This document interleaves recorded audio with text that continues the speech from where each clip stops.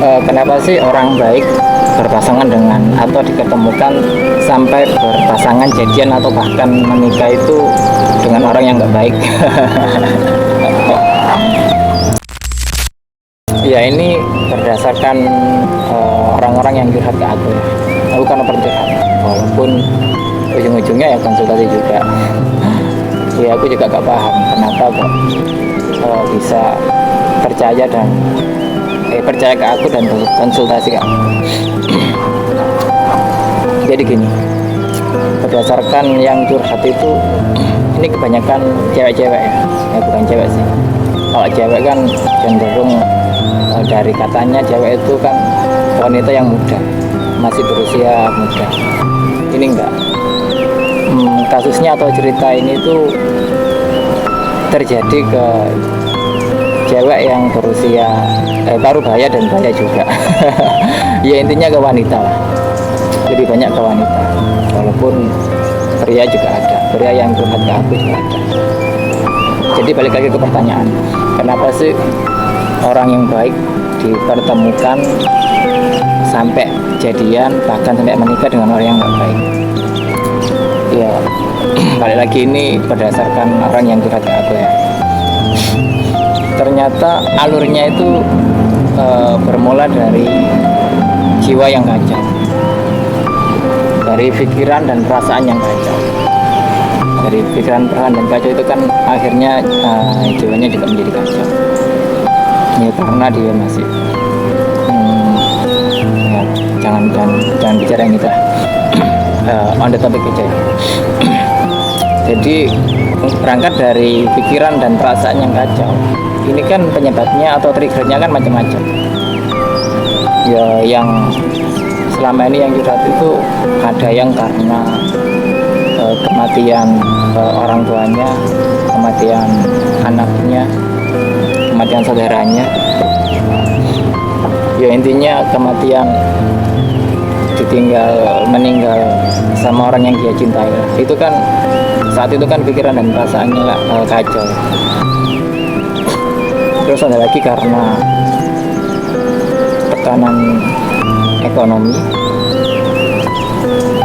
kan, karena saat kondisi minus kan ya, banyak tekanan, apalagi minus terus ada cicilan yang nunggak atau beberapa itu menghadapi debt collector lah, debt collector karena pinjaman online. Saat itu kan perasaan dan pikirannya kacau. Nah saat perasaan dan pikiran kacau ini, itu kan hukum semestanya likes attracts likes ya, jadi yang serupa menarik yang serupa. Jadi ketika seseorang itu dalam kondisi kacau, dia akan menarik seseorang yang sama kacaunya. Ya karena si wanita ini atau si person ini, bisa wanita bisa laki-laki ya kan, wanita sih yang curhat dalam kasus ini, dalam kasus ini. Itu saat dia dalam kondisi kacau, dia akan menarik seorang yang sama kacau, pria yang sama kacau. Nah si pria ini ada rasa ke wanita ini. Karena ada rasa dan wanita ini dalam kondisi kacau, jadi dia gak bisa berpikiran jernih. Dia kan macam-macam dari kan kacaunya. Karena gak bisa berpikiran jernih, akhirnya sampai jadian dan bahkan sampai menikah. Ada yang sampai jadian aja, bahkan ada yang sampai menikah. Dari yang sekian banyak yang curhat itu, kenapa sih, kalau ada pertanyaan kenapa sih orang baik ketemu atau sampai jadian bahkan sampai menikah dengan orang yang nggak baik, itu ternyata jawabannya di situ. Ya kembali ini dari orang-orang yang curhat ya, atau yang konsultasi, bukan dari sumber yang lain-lain. Itu aku menemukan di situ. Ya dari kasus ini pelajarannya adalah ketika seseorang itu dalam kondisi kacau, itu jangan mengambil keputusan yang besar, karena berkomitmen, ini menurutku ya, berkomitmen itu bukan sesuatu yang remeh, sesuatu yang besar. Itu ada konsekuensi atau ada tanggung jawab yang besar di baliknya, di balik komitmen itu.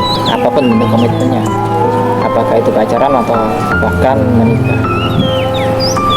Kalau pacaran kan dia berkomitmen dengan seseorang yang menjadi pasangannya, dan kalau menikah apalagi itu dia bukan hanya berkomitmen dengan pasangannya, tapi juga berkomitmen pada Tuhannya.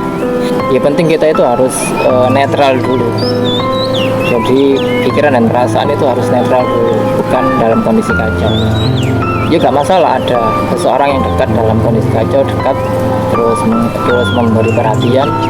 Ya karena memang kita dalam kondisi kacau, itu kita perlukan perhatian itu, gak masalah. Cuman yang perlu diingat itu jangan sampai mengambil keputusan untuk berkomitmen. Iya, jangan sampai mengambil keputusan, sekali lagi jangan sampai mengambil keputusan untuk berkomitmen. Jadi ya dekat aja dulu, sampai kondisinya sudah netral, sudah enak, baru kan kondisi pikiran dan perasaan yang netral, yang sudah tenang, itu kan bisa berpikiran jernih. Baru seseorang itu bisa memutuskan apakah seseorang ini layak bahasanya layak, pantas lah untuk menjadi pasanganku. Intinya di situ, cuma ingin berbagi aja.